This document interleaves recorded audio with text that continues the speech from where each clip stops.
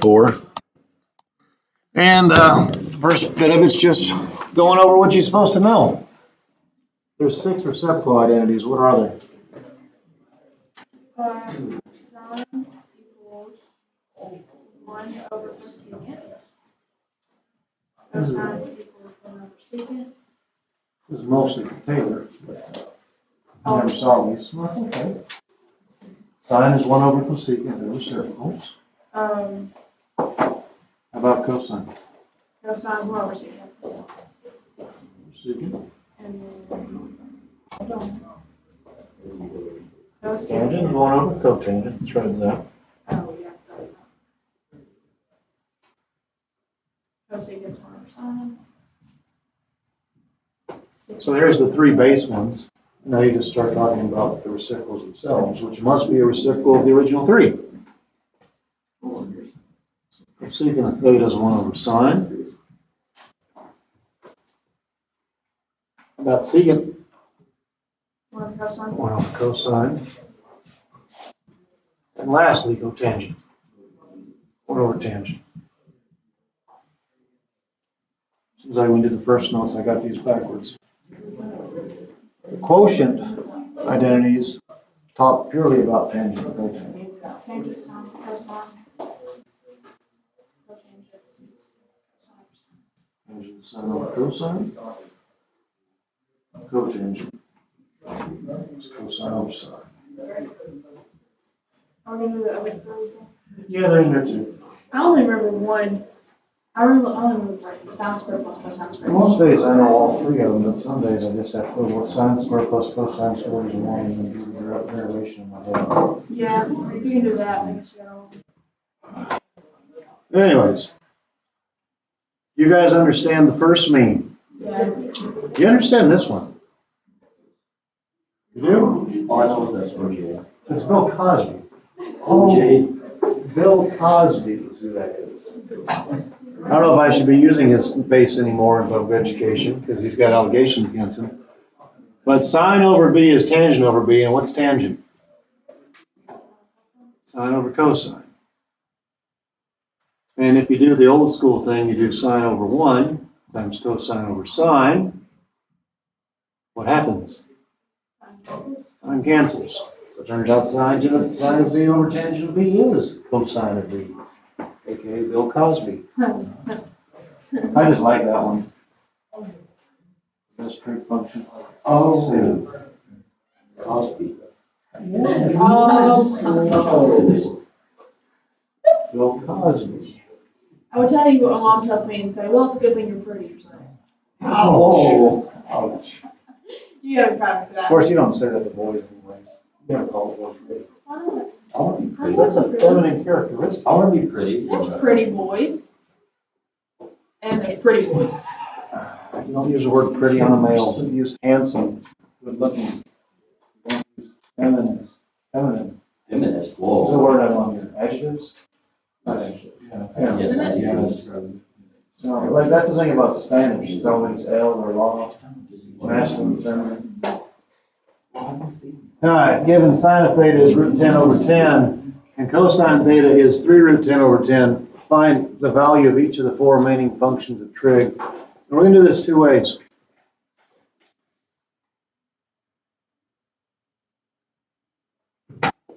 First way we're going to do it from a geometry point of view, we're going to draw. All right. I noticed that both of these are positive. You notice that? In which quadrant are both sine and cosine positive? So we draw in quadrant 1.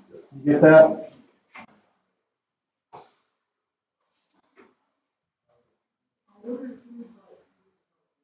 Draw in quadrant 1. What do you draw in quadrant 1? A bleeding triangle. Where the right angle is formed with which axis? X. X. Always the X. There's still theta in the corner.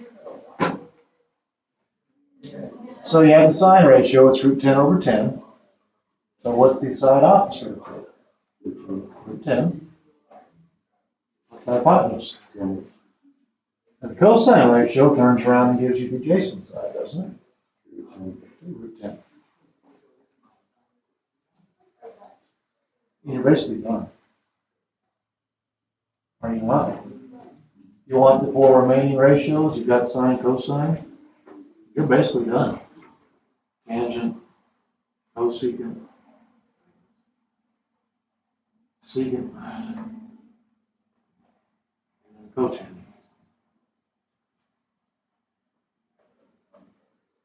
So, if you look at your little triangle, what's the tangent ratio? It is 1/3. It's root 10 over 3 root 10. Then Tatum said a third, and he was right. All right, tangent's a third, what's cotangent? 3. Anybody got issues with that? They're circles. Most textbooks like to teach that when you're doing cosecant, you're supposed to do 1 over sine, which I get. I do get why they do that. I don't see the point in it. Would it not be? Isn't it just a whole? And cosecant hypotenuse over opposite? What I do. Over 10.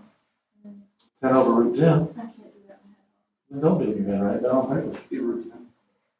Jamie, shut up. Would you make it 1? No. 10 root 10 over 10. Yeah. Just root 10. Brody, shut up. And again, when it comes to secant, you're supposed to think 1 over, what you're supposed to do is you're supposed to find cosine and then reciprocate it. All right, but I just don't see the point of it. If you know the cosine ratio is A over H, what's the secant ratio? H over A. So 10 over root 10, then clean it up.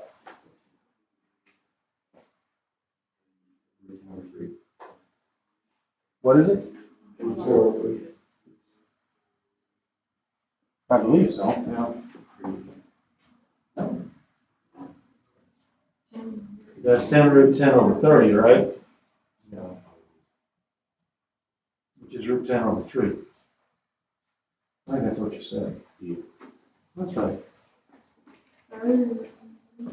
You understand the 30, Cora?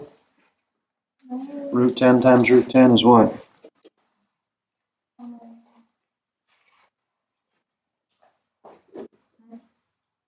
Do you understand You just multiply 3 or 10? Well, if you do a root 10 times a root 10, you get 10, and 3 times 10 is 30. I'm saying, do you understand this piece? Because if you do root 10 times root 10, you get 10. I'm so bad at this. It's not even fun. I think you haven't done a whole lot of it.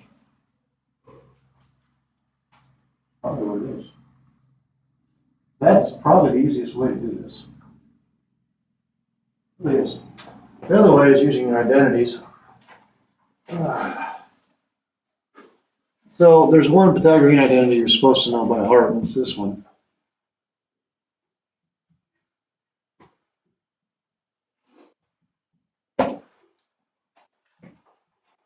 And I do want to go back and I do want to mention your acronym. All strippers take cash. We had already previously decided this had the existing point at 1, which means that everything is going to be what? Positive, okay? So normally when you take square root, you think plus or minus. Plus. It's always going to be plus in this case. You okay with that? All right. So you go back to that identity. And there's another one you go back to. I'm sorry, I shouldn't have mentioned that one. I probably should have mentioned this one. Tangent of theta is sine of theta over cosine theta.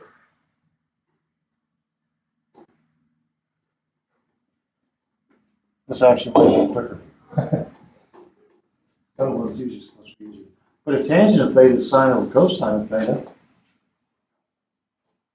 then you can just plug stuff in. Root 10 over 10. 3 root 10 over 10. It doesn't take long to do.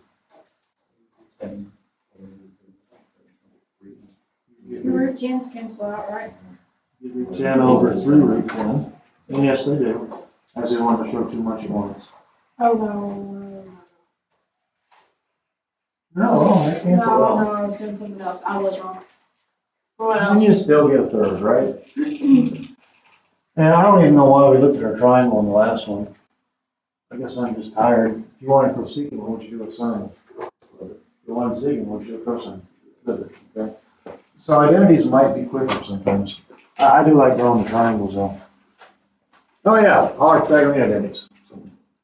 Apparently what I was trying to get to is on the next slide. What's the one you should know by heart?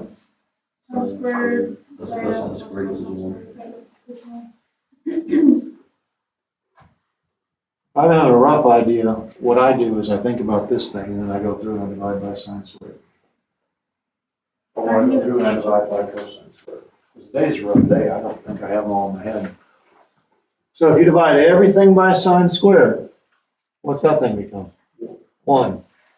Cosine squared over sine squared. Cotangent squared. 1 over sine squared. Cosecant squared. That's if you go through and divide by sine squared, all right? Now, Cora, we're going to go back up to the original. We're going to divide everything by cosine squared. So if you divide sine squared by cosine squared, what do you have? Tangent. Tangent squared. Is it tangent squared plus secant squared or something? No, you're close. Cosine squared over cosine squared. The one's right here. Oh. 1 over cosine squared. That's my one. Sometimes it does. Just Milbrath said something. What's wrong? I was wondering why it matters where the other one is. That's where you're doing the division. Now, you can move the 1 around and make it negative if you I mean, want. like move it out in front of the tangent. No, that doesn't matter. Okay. I'm just doing it in this order. This is the order I'm doing it in. Anyways, 1 over cosine squared is secant squared. If you want to write 1 plus tangent squared is secant squared, you're more than welcome to. Doesn't matter. All right, there's your 3 Pythagorean identities. Is there a meme on the next page? Do you understand it? Yeah, fair.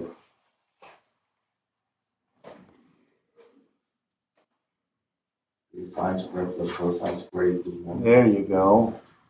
The mailman is dad. Right? Nothing?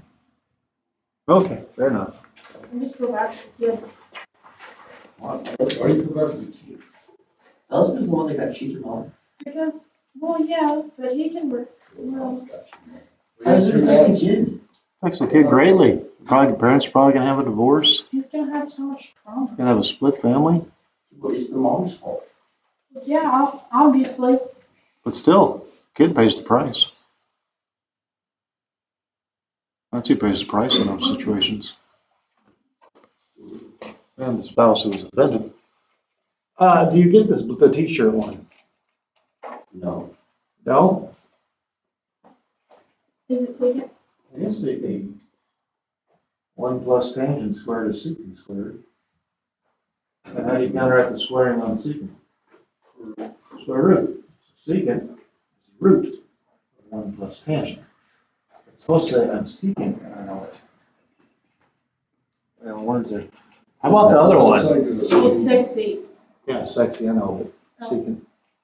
I only figured that out because I figured out the joke and I'm wrong. Oh, okay. Like I was trying to figure out.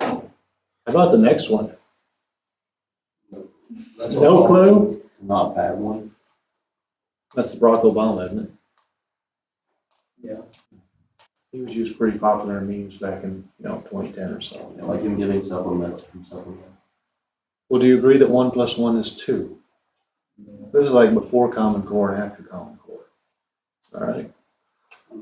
So the next one says 1 is sine squared of p plus cosine squared of p. Is that true? Yeah. That's 1. This says 1 is the natural log of e. Yes. Is that true? We know that, so it's still So true. plus one. So here's 2. Now getting that 2 by taking sine squared plus cosine squared and then adding natural log of e. That's where this is coming from. Well, what's the thing? What's that? For all infinity.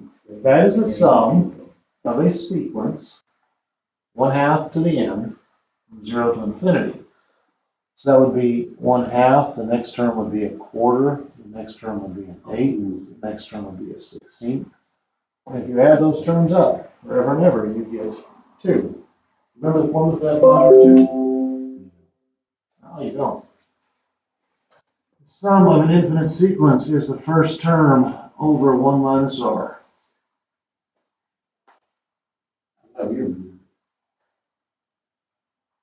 Now they talk about the 0 term here, don't they? What's 1/2 of the 0? 1. What's the first term? 1 over 1 minus 1/2, which is 1 over 1/2, which is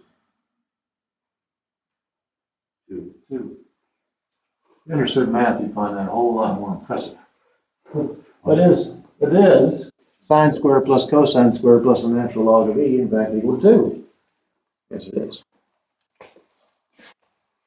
That little thing had a lot of math in it. That's why I liked it.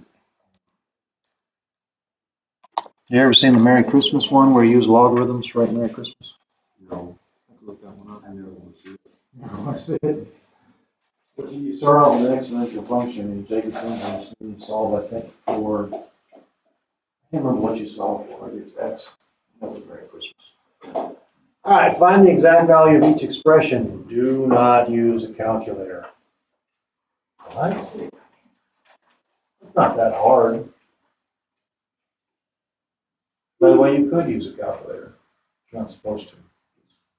What's 1 over cosecant squared? Sine squared, right? Oh, yeah. This becomes sine squared of 35 degrees. Plus cosine squared of 35 degrees. And what does that have to be? 1.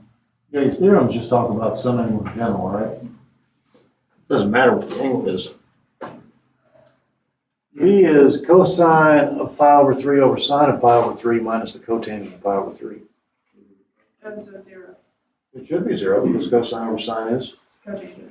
cotangent. You just end up with the cotangent of pi over 3. Take away another cotangent of pi over 3. These are the easy identities. You guys did all the hard ones already. I figured if you could do the hard ones, the easy ones would make a lot more sense. What was the hard ones? What we did on paper? Yeah. Oh, good. These are the easy ones. Oh, good. I figured after doing the hard ones, the easy ones would be make perfect sense. Because I've taught this doing easy and then hard. And if you do easy and then hard, kids don't understand either one of them. But once I switch around and doing hard first, very minimum, they understood these. So do the hard ones first. All right, given that sine of theta is 2/5 and theta is an acute angle, find each value of the remaining 5 functions of theta. Do you want to draw or use identities? Draw. Fair enough. I didn't understand the other way. Well, we're going to have to do the other way in a second. We're going to have to. All right, so all we know is that sine ratio is positive. 1 or 2. That's kind of a big deal. Because on some of these, we might have to include plus or minus. That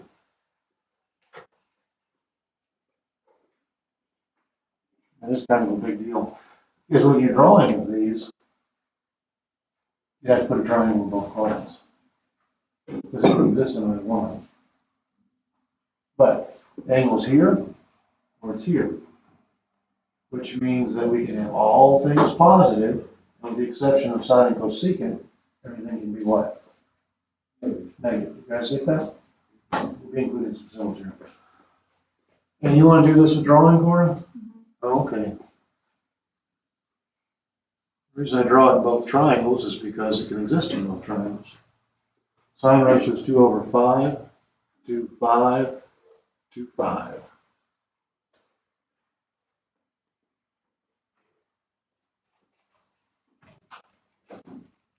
All right, what theorem? Pythagorean theorem. What's your radical? Root 21. 25 minus 4. One on the left, however, is negative. Your really want to go through all this now? Want to do sine, cosine, tangent, reciprocals? Okay. Sine was given. Oh, I'm just bored of it. Okay, if you look at the cosine ratio for each one of them is root 21 over 5, and the other one's negative, isn't it? Yes, it's either plus or minus. Usually what you have is you have somebody telling you what quadrant you're in. There's almost always, when you actually do these on questions, they give you the quadrant. So you don't have to worry about the plus or minus. Oh, what's after that? Tangent? Not 2 over 5. It'd be plus or minus. Plus or minus 2 over root 21. The cleanup look like what? Plus or minus 2 root 21 over 21. And I guess we can reciprocate from here. First one being cosecant. Look. 5x. How about secant? 5 root 21 over 21. There you go. Plus or minus 5 root 21 over 21.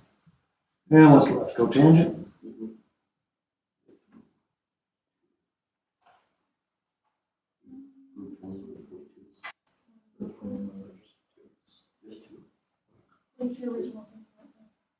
Are you sure? I'm writing out. This is ridiculous. Oh, that's long, that's why. Alright, so we have 21 over 2 root 21.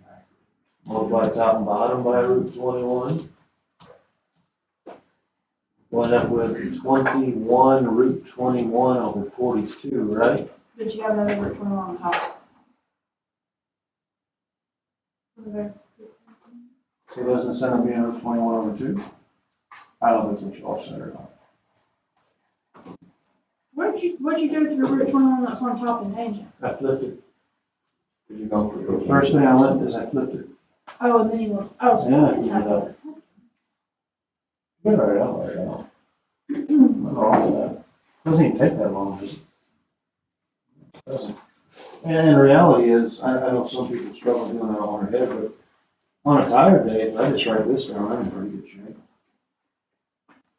I don't know what it is about that little piece right there, but it just makes it so much easier. So, why didn't that stay 21 and root 21? Why is it just root 21? You have 20, do you understand why it says 21 root 21 over 42? Yeah, because. What's 21 over 42? Huh? 21 over 42. 21 over 42? Mhm. I don't know. Okay. Where's your root 21 in the income? Because I'm multiplying the top and the bottom by root 21. Yeah, so root 21. I had to press always allow. I can't hear. 21 root 21. I get 42. Why would root 21 disappear? No, you made the other one disappear. This one right here? Because root 21 times root 21. Oh. Well, I didn't get that covered like I wanted to, but oh well. No planning for tomorrow.